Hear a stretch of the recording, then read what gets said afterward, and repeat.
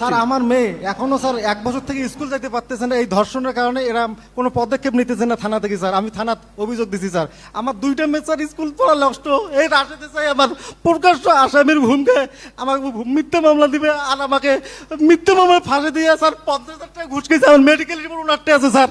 Sir এই এটা medical কোনোভাবেই রিপোর্ট সঠিক না ধর্ষণ স্যার। ওনারটা আছে স্যার। উনি পুলিশের দায়িত্ব প্রকাশ্য পালবার ঘুষ সময় খেয়েছে স্যার কোনোভাবে আমাকে মারতে পারি হুমকি না দেয়। স্যার। আচ্ছা শুনেন, হ্যাঁ, এই স্যার। মানেন আর না মানেন, এই অশ্রু কিন্তু আপনার সরাসরি আপনার উপরে পড়বে। অশ্রু নিয়েন না কারো। কি আসছো?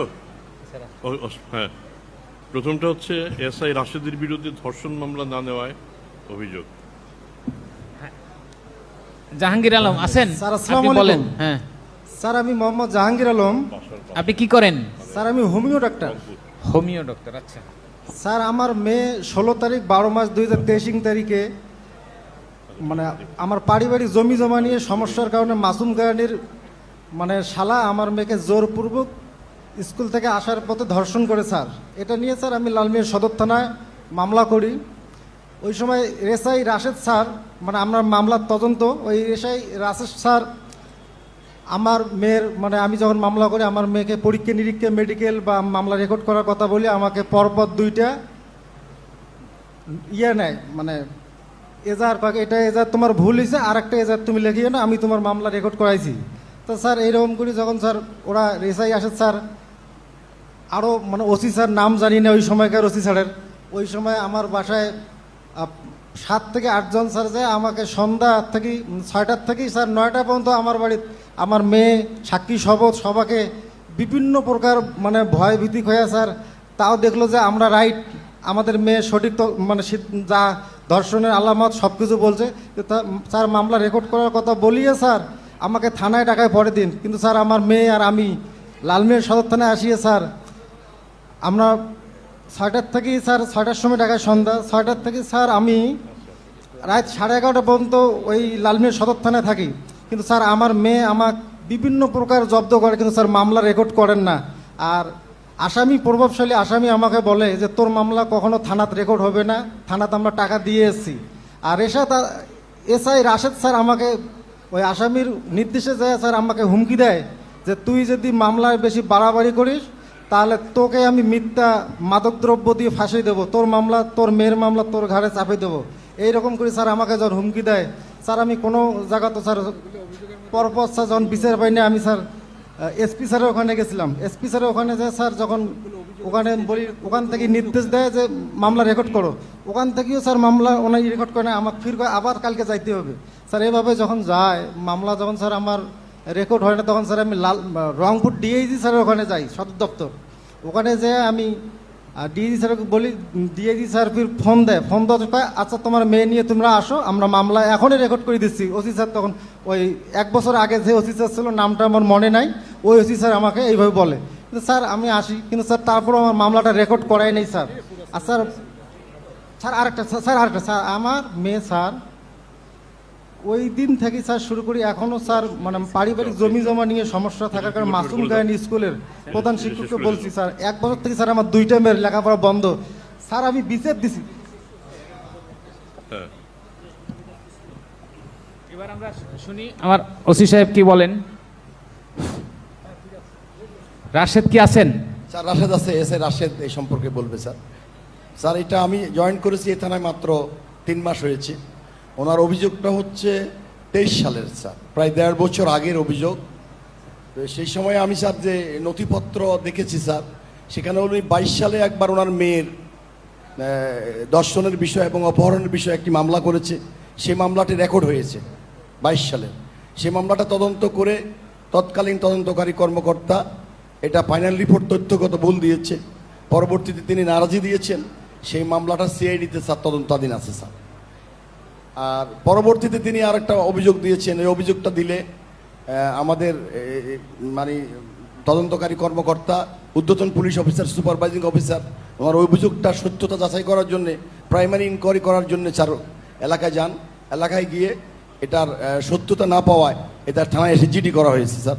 সে জিডি নাম্বারও আমাদের কাছে আছে স্যার এবং এটা আদালতকে অবহিত করা হয়েছে স্যার।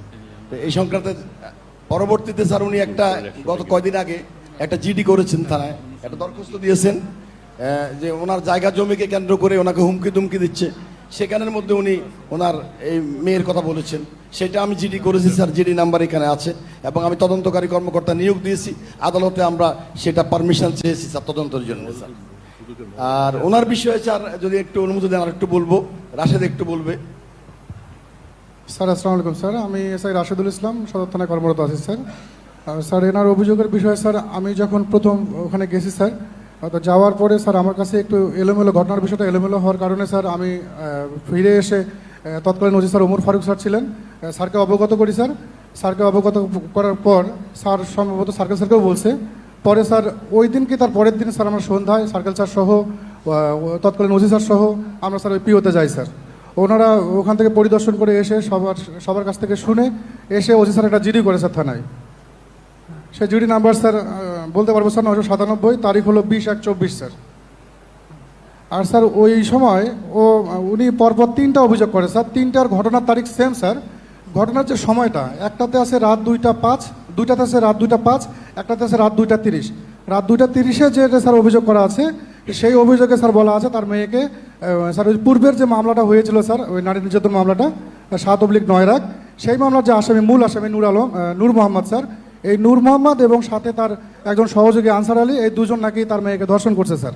রাত 2:30-এর ঘটনা। এবং স্যার 2:05-এর যে ঘটনাগুলো ছিল স্যার, এই ঘটনা স্যার এলাকার অনেক লোকের বিরুদ্ধে অভিযোগ করছে যে তাকে মারতে ঠিক আছে, গেছে, তার গলায় ছুরি ধরছে, এইভাবে বেশ কয়েকটা অভিযোগ তোমার করেছে স্যার। মামলা নিতে সমস্যা ছিল কোথায় সেটা আগে বলো। ঘটনা কি সত্যি না মিথ্যা? তুমি স্যার আমার কাছে স্যার এটা মিথ্যা স্যার, ঘটনাটি মিথ্যা স্যার।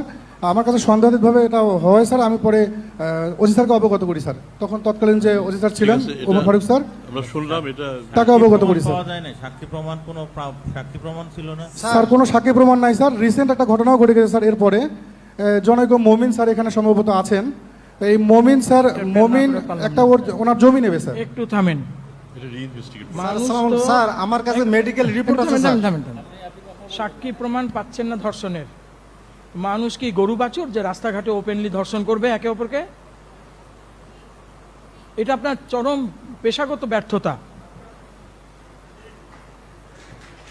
যেখানে ধর্ষণের মতো একটা অভিযোগ, বাবা তার সন্তানকে নিয়ে, কন্যা সন্তানকে নিয়ে ঘুরছে, কেমন থানা আপনারা এই সিনেমেটিক একটা পরিবেশ তৈরি করে রেখেছেন? এটা ঠিক না। এটা আমাদের এসপি সাহেব স্ট্রিক্টলি মনিটর করেন। স্যার আমি একটা কথা বলবো স্যার, 1 মিনিট স্যার। স্যার নিশ্চয়ই। আমার মেয়ে এখনো স্যার 1 বছর থেকে স্কুল যাইতে পারতেছে না এই ধর্ষণের কারণে। এরা কোনো পদক্ষেপ নিতেছে না থানা থেকে স্যার। আমি থানা অভিযোগ দিছি স্যার। আমার 2টা মেয়ে স্যার স্কুল পড়া নষ্ট।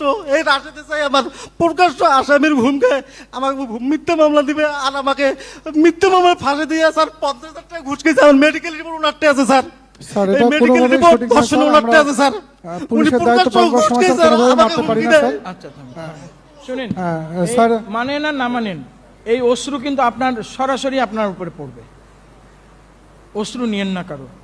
স্যার ইনশাল্লাহ স্যার, অবশ্যই স্যার। আর একটা কথা বলার ছিল সাবধানে স্যার জানান, আমার স্যার। বিশেষ করে বর্তমানে যে এসপি সাহেব আছেন এখানে, আলহামদুলিল্লাহ একজন ইমানদার মানুষ।